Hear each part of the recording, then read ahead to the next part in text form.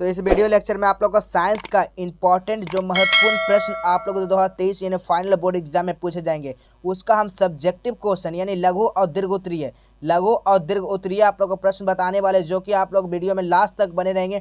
सारा क्वेश्चन यानी 2023 में आप लोग को पूछे जाएंगे, यही सब सारा आप लोग को क्वेश्चन यानी फाइनल बोर्ड एग्जाम में रहने वाला है। ठीक है, जो कि आप लोग को एग्ज़ाम जो होने वाला है यानी फरवरी माह से, ठीक है, आप लोग को फरवरी माह से जो एग्ज़ाम होने वाला है उसी का हम क्वेश्चन पेपर लेकर आ चुके हैं। तो आप लोग अभी से ही तैयारी कर लेंगे सारा क्वेश्चन, क्योंकि आप लोग ये सब क्वेश्चन इंपॉर्टेंट, बहुत इंपॉर्टेंट क्वेश्चन है। Previous year question plus model paper plus sample paper यानी तीनों मिक्सिंग क्वेश्चन। तो आप लोग को ये सब क्वेश्चन जरूर आप लोग को देख कर जाना है यानी फाइनल बोर्ड एग्जाम देने। ठीक है, तो आप लोग ये सब जितना भी सारा क्वेश्चन बताया जा रहा है सारा को आप लोग याद कर लेंगे, नोट कर लेंगे क्वेश्चन को, क्योंकि आप लोग ये लघु उत्तरीय और दीर्घ उत्तरीय यानी 3 मार्क्स और 5 मार्क्स का क्वेश्चन इसमें आप लोग को रहने वाला है। ठीक है, तो चलिए हम लोग क्वेश्चन की ओर चलते हैं। क्वेश्चन किस प्रकार के यानी रहने वाला तो देखते हैं। चलिए क्वेश्चन की ओर देखते हैं कैसा रहेगा। तो देखिए फर्स्ट क्वेश्चन जो है आप लोग को दिया गया है कि गोलीय दर्पण क्या है। बताइएगा गोलीय दर्पण क्या है बाबू, तो बताइएगा इसका जो आंसर हो जाएगा क्या हो जाएगा। तो गोलीय दर्पण किसको कहते हैं, तो वैसा दर्पण जो किसी खोखले यानी कि खोखले गोले का एक भाग होता है, यानी कि कोई खोखला गोला है, ठीक है, उसको जो एक भाग होता है उसी को हम लोग क्या बोलेंगे यानी गोलीय दर्पण बोलते हैं। क्या बोलते हैं बाबू, गोलीय दर्पण। बस इतना सिंपल सा आप लोग को जवाब लिखना है। और इसमें क्या पूछा, और एक क्वेश्चन और बन रहा है। एक गोलीय दर्पण का वक्रता त्रिज्या 20 सेंटीमीटर है, तो इसके फोकस दूरी क्या होगी बाबू। बताइएगा यहाँ पर पूछ रहा है इसका फोकस दूरी क्या होगा, यानी कोई 20 सेंटीमीटर का यानी फोकस दूरी। तो आप लोग को फोकस दूरी है आप लोग को, तो इसका निकालना क्या है, तो आप लोग को इसको गोलीय दर्पण के यहाँ का सूत्र यानी कि वक्रता त्रिज्या दिया हुआ है r 20 सेंटीमीटर। ठीक है, यहाँ पर त्रिज्या जो दिया गया है वो यानी कि 20 सेंटीमीटर दिया गया है। ठीक है, 20 सेंटीमीटर दिया गया है, तो उसको निकालना क्या था, हम लोग सूत्र से निकालेंगे। क्या होता है सूत्र, तो F बराबर क्या होता है, r/2 होता है। ठीक है, तो r कितना दिया हुआ है 20 और यानी कि 2 से इसका काटा पीटी करेंगे तो क्या आ जाएगा, यानी कि 10 दूनी 20 यानी कि 2 सेंटीमीटर क्या आ जाएगा, सॉरी 10 सेंटीमीटर आ जाएगा। ठीक है, 10 दूनी 20 होता है। ठीक है, तो क्या हो जाएगा, यानी 10 सेंटीमीटर इसका करेक्ट जवाब आ जाएगा। इसी प्रकार का लिखना आप लोग 3 मार्क्स में ये सब क्वेश्चन पूछे जाएंगे। ठीक है, चलिए नेक्स्ट क्वेश्चन हम लोग देखते हैं। नेक्स्ट क्वेश्चन क्या कह रहा है, उत्तर लेंस को अभिसारी लेंस क्यों कहा जाता है। बताइएगा उत्तर लेंस को अभिसारी लेंस भी क्यों कहते हैं, आप लोग को 3 मार्क्स में पूछेगा ये सब क्वेश्चन। ठीक है, आप लोग याद रखेंगे, यही सब सारा क्वेश्चन यानी कि फाइनल बोर्ड एग्जाम में आता है और आप लोग कर नहीं जाते। ठीक है, इसीलिए आप लोग पहले से ये सब क्वेश्चन को तैयारी कर लेंगे और वीडियो में, और बता दें कि वीडियो में जरूर अंत तक बने रहेंगे, तभी सारा क्वेश्चन यानी क्लियर हो पाएगा बाबू। ठीक है, बहुत सारे विद्यार्थी ऐसा है कि 1-2 क्वेश्चन देख कर चले जाता है, ऐसा बिल्कुल आप लोग को गलती नहीं करना। ठीक है, ऐसा अगर आप लोग गलती करते हो फाइनल बोर्ड एग्जाम में आप लोग ये सब क्वेश्चन छूट सकता है। ठीक है, तो आप लोग से बस यही विनती है, रिक्वेस्ट है कि आप लोग बस वीडियो में लास्ट तक बनेंगे, तभी सारा क्वेश्चन यानी हो पाएगा। और जितना भी सारा क्वेश्चन बताया जा रहा है आप लोग खुद से प्रैक्टिस जरूर करेंगे। ठीक है, खुद से प्रैक्टिस करना बहुत जरूरी है। तो चलिए, क्या उत्तर लेंस को यानी कि अभिसारी लेंस क्यों बोलते हैं, तो उत्तर लेंस को अभिसारी लेंस किस लिए बोला जाता है बताइएगा। तो आप लोग ये सब क्वेश्चन 3 मार्क्स में पूछेगा बाबू। ठीक है, ये सब्जेक्टिव क्वेश्चन यानी लघु उत्तरीय ये सब क्वेश्चन है, और दीर्घ उत्तरीय भी बताने वाले हैं। ठीक है, दीर्घ उत्तरीय भी बताने वाले हैं।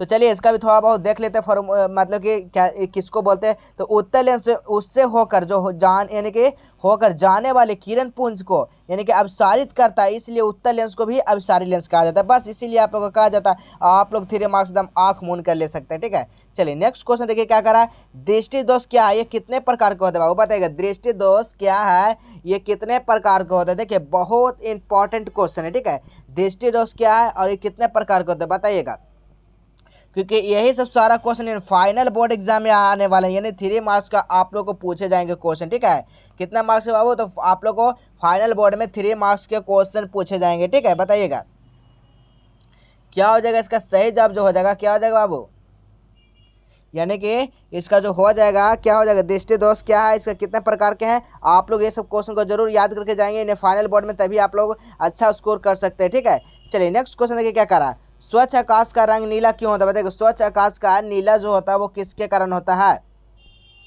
तो बताइए किसके कारण होता है। आप लोग ये भी 3 मार्क्स में आप लोग को पूछेगा ना क्वेश्चन। ठीक है, चलिए नेक्स्ट क्वेश्चन देखिए क्या करा है, किसी चालक का प्रतिरोध किन यानी किसी चालक का प्रतिरोध किन कारकों पर निर्भर करता है। बताइएगा किन कारकों पर वो निर्भर करता है, आप लोग को 3 मार्क्स में पूछेगा। ठीक है, किस पे निर्भर करता है, तो आप लोग बता सकते हैं कि तार की लंबाई पर निर्भर करता है। ठीक है, जो कि किसी तार से यानी कि प्रतिरोध लंबाई जो समानुपाती होता है, इस आर प्रोपोर्शनल आई होता है। ठीक है, इसी तरह से लिख देना है। ठीक है, चलिए नेक्स्ट क्वेश्चन देखिए क्या कर रहा है।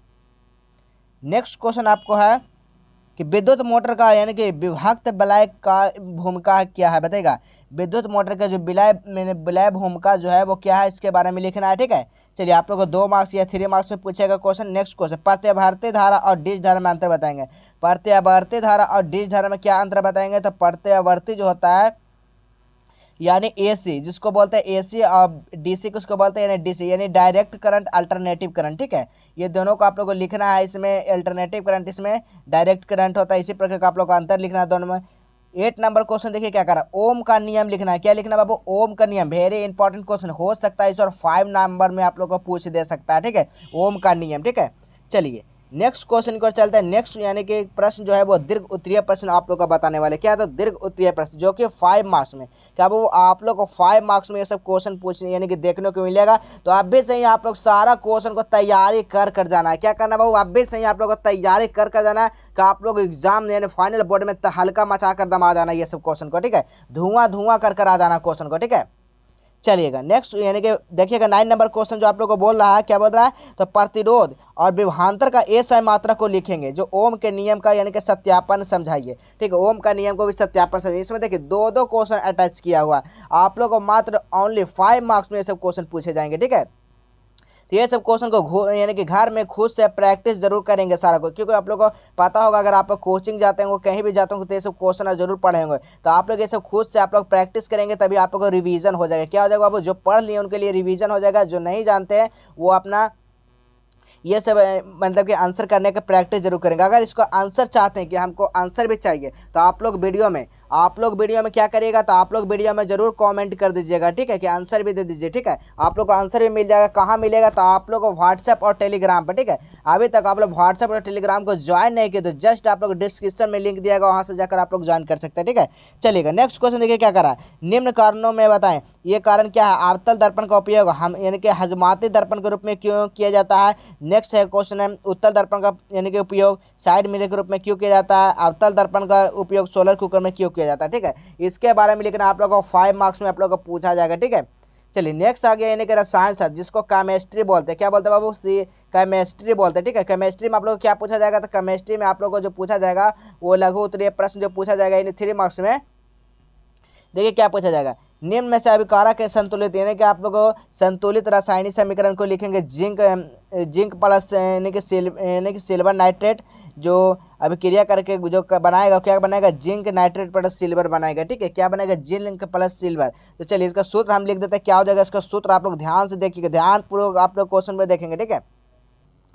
देखिएगा क्या होता है, जिंक का क्या होता है, Zn, ठीक है। क्या होता है जिंक का बाबू, Zn होता है। सिल्वर का क्या होता है, सिल्वर का क्या होता है, तो यहाँ पर पूछा है सिल्वर नाइट्रेट का सूत्र होता है 2HnO3 होता है। क्या होता है, यानी कि सिल्वर नाइट्रेट का सूत्र होता है 2HnO3 होता है, ठीक है। इसको जब रिएक्शन कराएगा तो रिएक्शन कराने में क्या हो जाएगा, तो जब इसको रिएक्शन करेगा तो क्या आ जाएगा,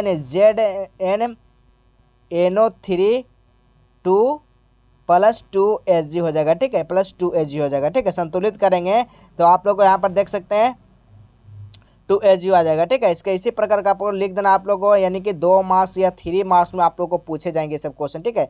नेक्स्ट है यानी कि सोडियम प्लस जल को जो रिएक्शन करके बनाता है वो सोडियम हाइड्रोक्साइड प्लस हाइड्रोजन बनाता है, ठीक है। इसका सूत्र क्या हो जाएगा, तो आप लोग को सोडियम पता होगा, सोडियम क्या सूत्र क्या होता है, Na होता है, ठीक है। जल का पता होगा H2O होता है, जल का क्या होता है, H2O होता है, ठीक है।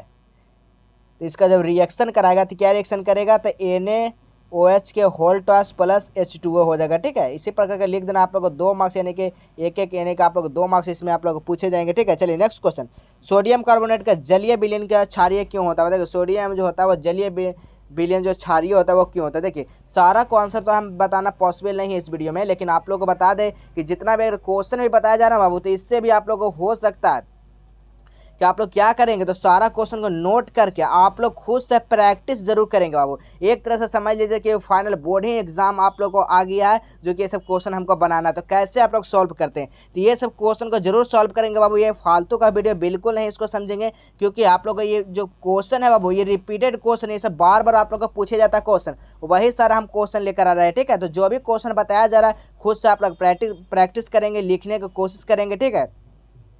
चलिए आप लोग को बता दें कि इसका आंसर के साथ भी जो कि एकदम 100 यानी कि आप लोग समझ सकते हैं, यानी 80 से 90% जो आने वाला रहेगा वो वही सब भी हम क्वेश्चन आप लोग को प्रोवाइड करेंगे, आंसर का साथ भी करेंगे, ठीक है। लेकिन खुद से प्रैक्टिस करना बहुत जरूरी है क्योंकि ये सब सारा क्वेश्चन है इंपॉर्टेंट क्वेश्चन है, ठीक है। चलिए नेक्स्ट क्वेश्चन हम लोग देखेंगे। नेक्स्ट क्वेश्चन जो है,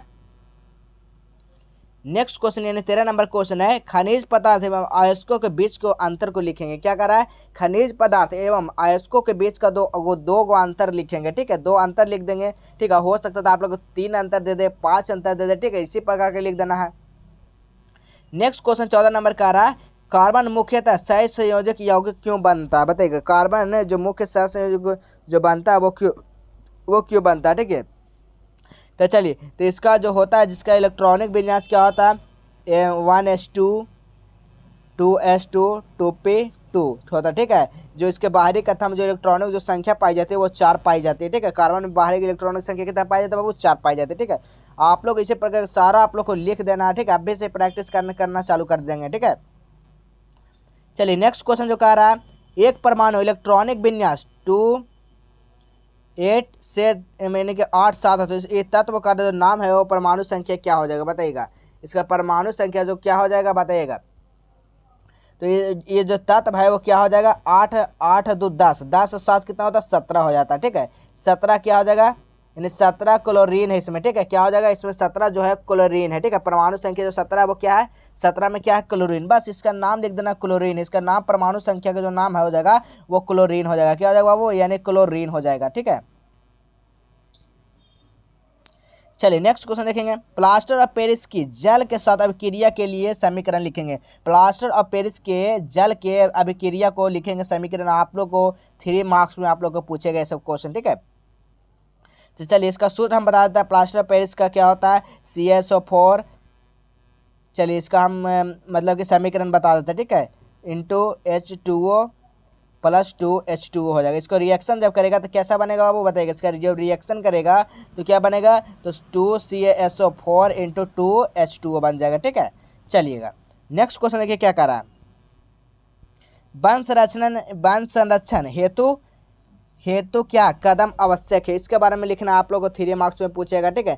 सारा क्वेश्चन इंपॉर्टेंट है, ठीक है। चलिए आप लोगों को लघु उत्तरीय प्रश्न देखिए क्या करा, साबुनीकरण क्या है, इसका एस्टीकरण को विभिन्न प्रकार के दर्शाएंगे। साबुनीकरण क्या होता है, इसका एस्टीकरण का भी लोग इसका भी करेंगे। आप लोग को 5 मार्क्स में आप लोग को पूछेगा ये सब क्वेश्चन, ठीक है। चलिए नेक्स्ट क्वेश्चन है, स्तंभ या अवस्तंभ यानी कि 1 और स्तंभ यानी कि 2 को आप लोग का मिलान करना, इसका सूत्र। चलिए इसमें से तो 100% बाबू को आप लोग को 2 क्वेश्चन तो आएगा ही आएगा, ठीक है, याद कर लेंगे।